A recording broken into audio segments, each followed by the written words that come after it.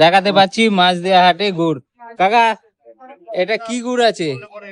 এটা হচ্ছে খেজুর গাছের গুড়। খেজুর গাছের গুড়, দানা গুড় না ঝোল গুড়? দানা গুড় যে পাতলা হয়ে গেছে, এখন উপরে পাতলা ঝোল হয়ে গেছে।